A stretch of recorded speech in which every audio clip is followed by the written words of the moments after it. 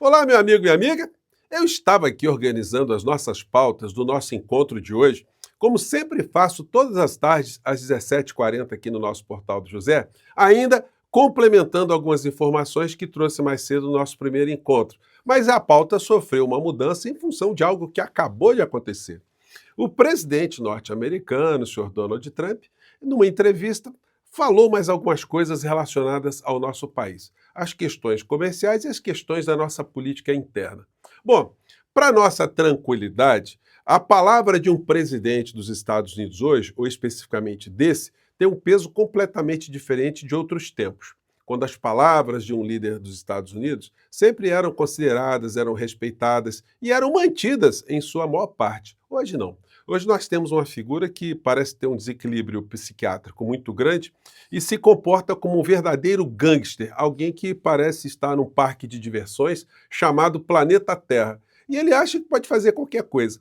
Agora, o pior é que tem muita gente que presta vassalagem, que fica ali grudada nas partes baixas do presidente norte-americano, aqui no nosso país. E alguns já foram para lá para fazer a mesma coisa. Bom, eu vou abordar com vocês o que aconteceu agora mesmo e também vou completar, conforme eu tinha dito, algumas informações, as alegações finais da figura do inelegível, que, para nossa satisfação, apenas está ajudando que uma página da história do nosso país seja virada. E essa página está conduzindo o chefe dessa Orcrim, esse reles ladrão de joias, como disse a Polícia Federal, para algum tipo de aprisionamento, né? Porque isso ainda vai ser discutido um pouco mais para frente. Mas está chegando a hora dele de uma forma definitiva. Bom, vou conversar com vocês sobre o que aconteceu, o que está acontecendo, mas é sempre muito importante convidar você que chegou agora ao nosso portal e ainda não é inscrito, para, em primeiro lugar, você se inscreva aqui conosco e conheça também os nossos outros vídeos. Se você gostar, compartilhe, recomende, nunca se esqueça do seu joinha,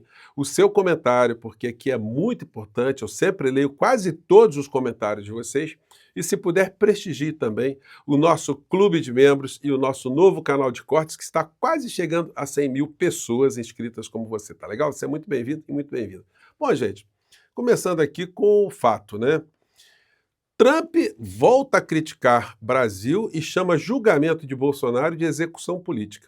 O presidente dos Estados Unidos também falou sobre tarifas impostas e acusou o país de ser um dos piores parceiros comerciais do mundo. Puxa vida, hein? Imagina se nós fôssemos um dos melhores, porque se a gente, como tem sempre dito o Alckmin, dos 10 produtos que o Brasil mais importa, tem mais peso na importação, 7 o Brasil não cobra nenhum tipo de tributo de entrada, tarifa zero. E em termos gerais, a média fica em 2,7% as tarifas que o Brasil cobra de produtos americanos que chegam aqui. Então, o Trump, das duas, uma. Ou ele é um bandido descarado, é um vigarista que mente assim na cara dura, ou é uma pessoa totalmente ignorante, está cercado ali por outros ignorantes e está perdido e não sabe o que está fazendo. Bom, tem uma coisa muito curiosa, gente, que se vocês pesquisarem qualquer analista no mundo que fala de política, geopolítica, nenhum deles consegue entender o que está acontecendo nos Estados Unidos, mas todos eles atestam que isso não vai dar certo. Não existe possibilidade dessa confusão toda que Trump está causando, está acelerando, que isso venha trazer algum tipo de benefício para o povo norte-americano. E isso mostra cada vez mais que são atitudes de desespero, né? Bom, em dado momento o Trump disse o seguinte: eles, o Brasil, cobram tarifas muito maiores do que nós cobramos. Nós, essencialmente, não estávamos cobrando nada, o que é a grande mentira, né? Aliás, tem produtos aqui do Brasil que iam para lá que já estavam sofrendo uma tarifação estratosférica, né? Alumínio, só para citar um, alumínio, aço e outros derivados. Sempre tornaram muito difícil fazer qualquer coisa, afirmou. Então agora estão sendo cobrados com tarifas de 50% e não estão felizes. Mas é assim que funciona. Puxa, machão o presidente deles, hein? As declarações acontecem em meio à pior crise diplomática em décadas entre Brasília e Washington, que começou após Trump vincular a elevação das tarifas à interrupção do julgamento de Bolsonaro, exigência considerada inaceitável pelo governo brasileiro. Desde então, Lula tem buscado apoio de países do BRICS para enfrentar a pressão econômica. Trump disse que não está nem um pouco preocupado com a aproximação de países como Brasil, México e da China, né? E aqui, em dado momento, ele disse também sobre o julgamento do Bolsonaro, né? Ele diz, olha, que eles pegaram um presidente, colocaram-no na prisão e agora estão tentando prendê-lo de novo. Acho que é um homem honesto.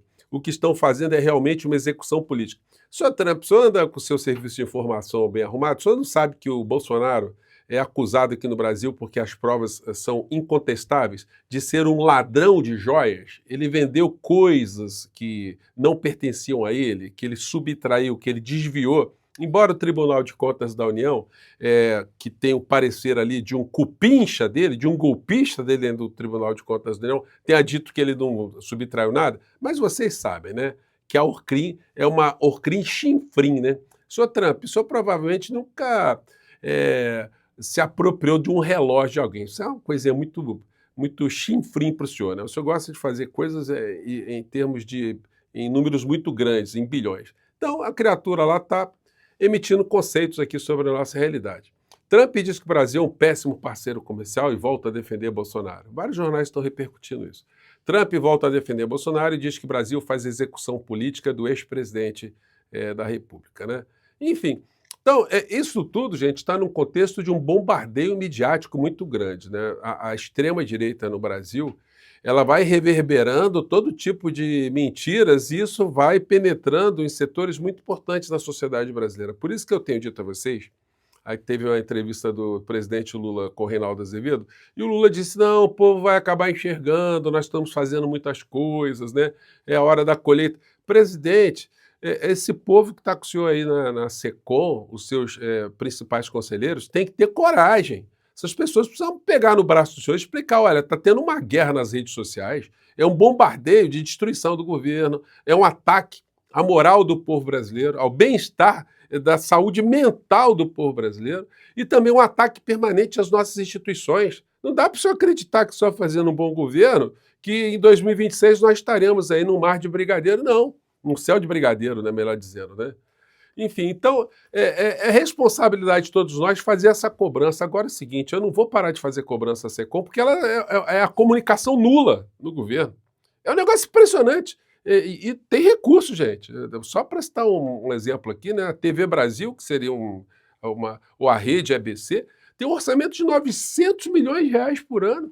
Enfim, e a gente não sabe absolutamente nada, a gente tem que ficar garimpando aqui para fazer defesas de coisas importantes para a nossa realidade, né? Enfim, eu sei que tem gente que fica chateada, mas ó, não vai ser por falta de crítica que depois a gente colocará a cabeça no travesseiro para fazer reflexões se deu errado ou se deu certo, não.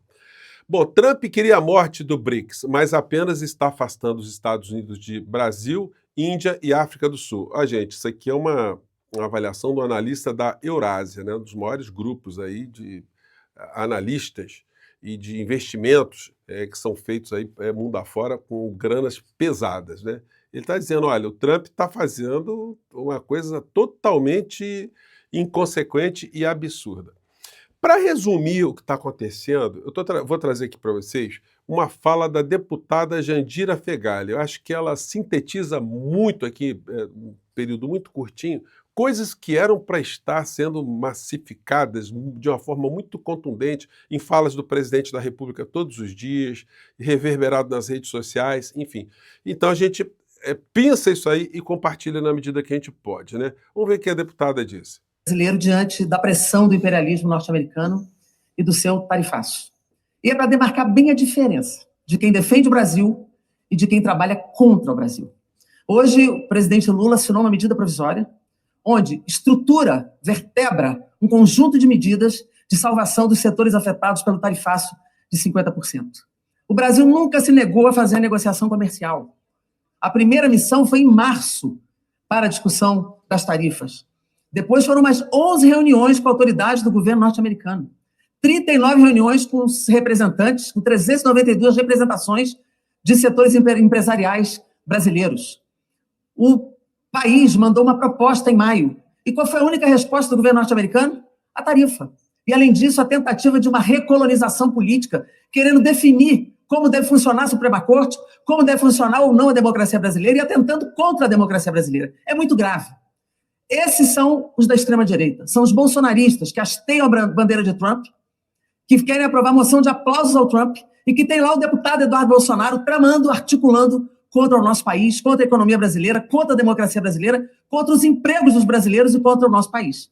O pacote hoje, contido na medida provisória, tem 30 bilhões de crédito, a juros baixíssimos e com grande carência para os setores afetados. Tem compra governamental dos produtos perecíveis para a merenda escolar e para a segurança alimentar, para garantir que as frutas, as carnes não sejam desperdiçados. Há também um pacote de diferimento tributário, como também a modelização do Fundo Garantidor dos Exportadores. Há um conjunto de medidas para garantir que esses setores possam se manter ativos, funcionando e sem prejuízo, ao mesmo tempo que exige a contrapartida da manutenção dos empregos. Isto é um governo que pensa o Estado brasileiro, que pensa a economia brasileira, que pensa o povo brasileiro, que pensa nos trabalhadores brasileiros, que não se curva politicamente essa tentativa de invadir a nossa soberania. Então, essa fala da deputada Jandira Fegali, ela foi muito contundente, né? E que mostra o contraste de coisas que estão acontecendo. Como, por exemplo, o Dudu Bananinha e o outro golpista estelionatário, o senhor Paulo Figueiredo, lá fora, o Paulo Figueiredo colocou: hoje tem mais. Então, provavelmente, ele estava se referindo a alguma fala que Trump iria fazer. O traidor, filho do covarde, está dizendo isso aqui numa entrevista que ele deu à BBC. Vamos ver aqui. Eu estou disposto a ir às últimas consequências para retirar esse psicopata do poder. Se depender de mim, a gente vai continuar aqui. Ele fala em psicopata do poder, eu pensei que ele estava falando do pai dele, né? Depois que eu vi que estava falando do ministro Alexandre de Moraes, né? Agora, ele diz assim: estou disposto a ir às últimas consequências. Claro, né? Longe do alcance da lei aqui no Brasil, o senhor dá uma Carla Zambelliada, né? A Carla Zambelli também falava as mesmas coisas. Hoje ela está lá no colo do Xandão italiano, né? Mas vamos ver aqui a criatura fazendo as suas bravatas. Dobrando a aposta até que a pressão seja insustentável e as pessoas que sustentam Moraes larguem a mão dele para que ele vá sozinho para um abismo. E certamente o Trump segue tendo uma demanda, uma possibilidade muito grande sobre a sua mesa. Olha só, Dudu Bananinha, tem uma coisa muito interessante, né? O Trump está emitindo essa série de opiniões, está fazendo uma série de coisas, mas nós sabemos que isso tudo faz parte de um grande desespero que eles estão passando por lá. Estão usando vocês também de bucha no meio dessa história. Como ele fez com Juan Guaidó. Alguém se lembra de Juan Guaidó? Juan Guaidó também. O Trump tem feito ataques à China, a China está continuando no caminho dela. Faz ataques à Rússia, os russos estão um pouco se lixando aí. O Trump vai fazendo um ultimato atrás do outro, tá tudo como tá, né? E em outras coisas também, o Trump tentou derrubar o Maduro durante 300 anos lá e não consegue também. Quis colocar Juan Guaidó, também não conseguiu. Então nem tudo que ele fala acaba dando certo. E olha que a Venezuela é muito mais frágil que o Brasil, se a gente for considerar o tamanho do nosso país, a potência do nosso país e a estrutura do nosso país. Lá na Venezuela ele não conseguiu, então eu acho complicado o papai sair da cadeia, até Dudu. Então, mas ele vai falando essas coisinhas assim. Enfim, no mesmo momento que a defesa de Bolsonaro entregou lá as suas alegações finais. E aí, gente, eu fiz aqui um pequeno arrazoado dessas alegações finais aqui, porque foram 197 páginas, né? Página pra caramba. Então os caras contam uma história gigantesca ali. Tem uma coisa que os juízes fazem, né? Os juízes dão uma olhada assim na introdução, depois passam as páginas todas, vão lá no final, o que está se pedindo, para saber o que eles estão querendo. Agora, o que os advogados de Bolsonaro fizeram foi contar uma história no campo do surrealismo, um realismo fantástico, né? Como diria Gabriel Garcia Marques. Em resumo, foi isso aqui. Eles começam fazendo uma série de mimimis, dizendo que o processo é tão histórico quanto inusitado. E aí a defesa nega o tempo todo a existência daquilo que nós todos vimos. As pessoas na frente dos quartéis, o Bolsonaro fazendo bravata, os videozinhos que nós recebíamos, os discursos que o Bolsonaro fazia. Tem uma hora que eles dizem o seguinte, que não houve liderança. Tudo que aconteceu não teve liderança nenhuma. Bolsonaro não liderou absolutamente nada desse momento caótico que a gente venceu. Bom, se a gente for, como eu comentei com vocês, se eles fossem advogados de Adolf Hitler, eles provavelmente usariam o mesmo argumento. Olha, não há nenhuma prova que ele fez qualquer coisa. São só suposições, são ilações.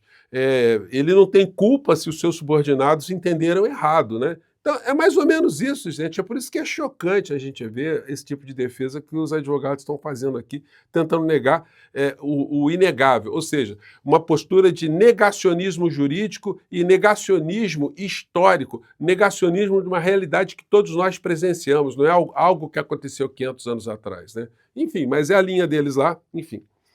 E eles dizem que basicamente não teve tempo para eles lerem tudo, que a credibilidade da delação do Mauro Cid é questionável, só que é o seguinte, as acusações contra Bolsonaro não se fundaram exclusivamente nas delações. A delação, ou a delação específica de Mauro Cid, né, além das outras, principalmente a dele, as falas dele, foram conjugadas com provas que foram colhidas ao longo da investigação. O Mauro Cid só resolveu fazer a delação depois que o barco dele já tinha afundado completamente. Tanto é que ele não vai ter isenção total de pena. Ele vai ter uma redução, se tiver, né? Vamos ver como é que o Supremo vai entender essa história. E aí eles vêm com que o discurso de Bolsonaro não pode ser considerado criminoso, porque o fato de atacar as urnas eletrônicas nunca foi crime e tal, porque se fosse, ele seria processado. Só que, senhores advogados, ele só não foi processado porque o Procurador-Geral da República é o senhor Augusto Aras, que não viu nem as mortes que Bolsonaro causou aqui no Brasil. Como é que ele ia acusar o Bolsonaro de alguma coisa? Ele arquivava tudo. Então isso não é nenhuma justificativa. Bom, e aí depois eles dizem que o veredito popular já está dado, Bolsonaro é considerado criminoso, ele é considerado já culpado, enfim. Bom, mas seria estranho se não fosse, né? Diante de tudo aquilo que a sociedade brasileira presenciou. E depois eles dizem que não tem conexão nenhuma com o 8 de janeiro, enfim. E que a legislação ou leis de outros países, como Estados Unidos, Portugal, França, Alemanha, tem previsões legais de atos preparatórios enquanto crimes. Lá sim, um ato preparatório é crime. No Brasil, não. No Brasil, segundo eles, pode preparar à vontade. Então, só o fato de preparar, de não ter acarretado ali o golpe, não pode ser considerado juridicamente. Então, no final da história, eles dizem, olha, se o Supremo Tribunal Federal não entender assim os nossos argumentos, pelo menos que diminua a pena, que desqualifique aqui, desqualifique acolá, mas vai ser difícil, né? Bolsonaro pegar menos de 30 anos. A conferir, e não há palavra de Donald Trump que vai fazer algum tipo de milagre aqui no nosso país. Só se de fato ele conseguir transmutar um porta-aviões para o centro do Brasil, no Lago Paranoá. Aí sim ele consegue tirar o Bolsonaro da cadeia que ele vai amargar. Gente, eu fico por aqui. Um grande abraço. Até o nosso próximo encontro. Tchau.